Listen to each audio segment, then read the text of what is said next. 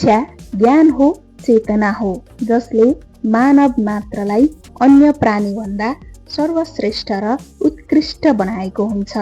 शिक्षा आर्जन गर्नु भनेको सर्टिफिकेट प्राप्तिको मात्र तयारी होइन, यो त जीवनकै तयारी हो। जीवन जिउने कला सिक्नु हो।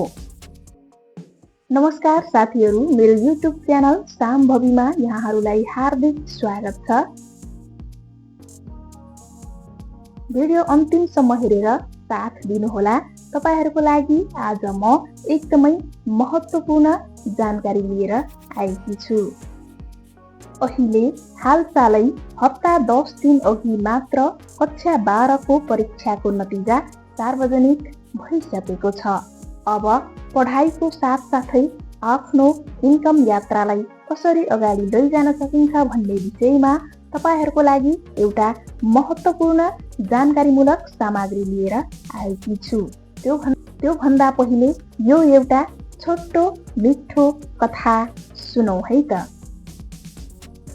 एकजना प्रसिद्ध विद्वान आफ्नो यात्राको क्रममा नदीतर्फ डुङ्गामा चढे। डुङ्गामा चढिसकेपछि डुङ्गा चालक र विद्वान यात्रीबीच गफगाफ चल्न थाल्यो र यसै क्रममा विद्वानजीले डुङ्गा चालकलाई सोधे, तिमीले कति पढेका छौ? यो विज्ञान शास्त्र, धर्मशास्त्र, दर्शनशास्त्र तिमीले पढेका छौ कि छैनौ? यस सम्बन्धी तिमीलाई कतिको ज्ञान छ? डुङ्गा चालकले मुस्कुराउँदै भन्यो, छैन हजुर, छैन, यस सम्बन्धी मलाई कुनै ज्ञान छैन। त्यसपछि विद्वानले भने, त्यसो भए त तिम्रो आधा जीवन यत्तिकैमा खेर गयो। तत्पश्चात केही बेरपछि नदीमा ठुलो आँधी आयो। डुङ्गा हल्लिन थाल्यो। चालकले विद्वानलाई सोध्यो, हजुरलाई पौडी खेल्न आउँछ? विद्वानले डराउँदै लरबराउँदै मलिन हुँदै शान्त स्वरमा भन्यो, मलाई त आउँदैन।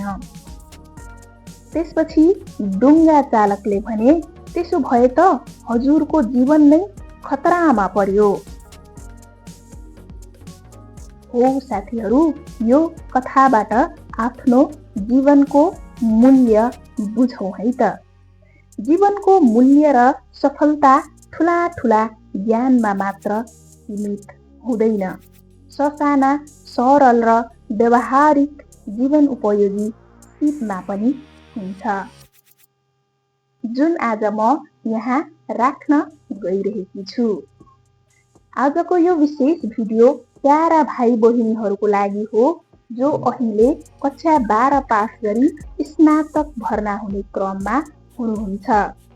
तपाईहरू आज जुन उमेर र समयमा हुनुहुन्छ, आफ्नो जिन्दगीको मजबुत करियर बनाउने सबैभन्दा उत्तम समयमा हुनुहुन्छ। आज तपाईँ आफ्नो शिक्षा र सिपमा जति धेरै मेहनत गर्नुहुन्छ, त्यति नै सफल र सुन्दर जीवन व्यतीत गर्नुहुनेछ। यदि तपाईँ अब सैद्धान्तिक विषयहरूमा आफ्नो स्नातक यात्रा सुरु गर्दै हुनुहुन्छ भने आफ्नो नियमित पढाइ सँगसँगै केही समय छुट्याएर सिपमूलक काम सिकेर रोजगार तथा स्वरोजगारीको अवसर आफै सिर्जना गर्न सक्नुहुन्छ, जुन तपाईहरूको लागि सधैँ लाभदायक र फाइदाजनक नै हुन्छ। जसमा रहेको छ कम्प्युटर तथा आइटी सिप।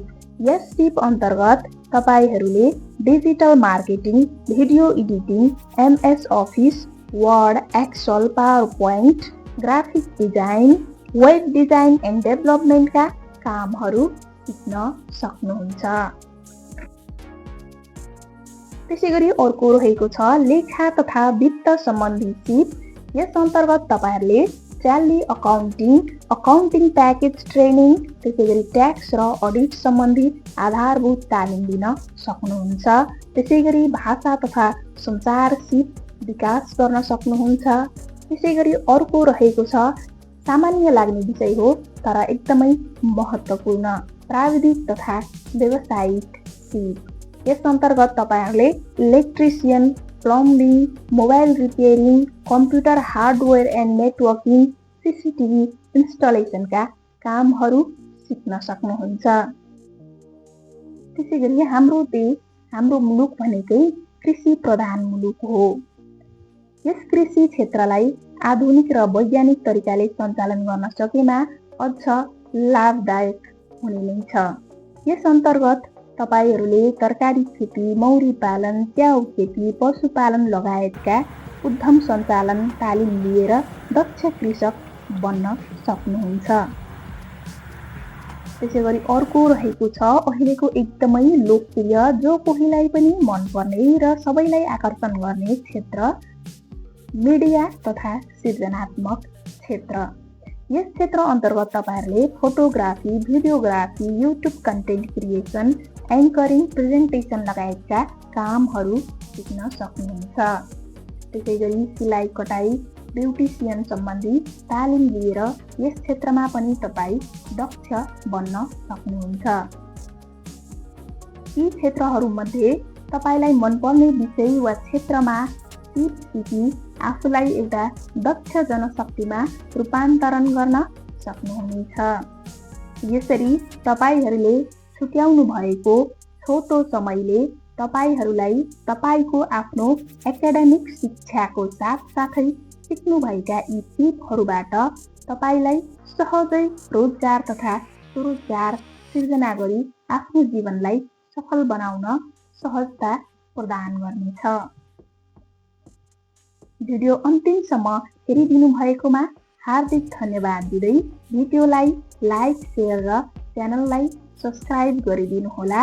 आगामी दिनमा पुनः तपाईँहरूका लागि यस्तै जानकारीमूलक सामग्रीहरू लिएर आउने नै छु। पुनः धन्यवाद।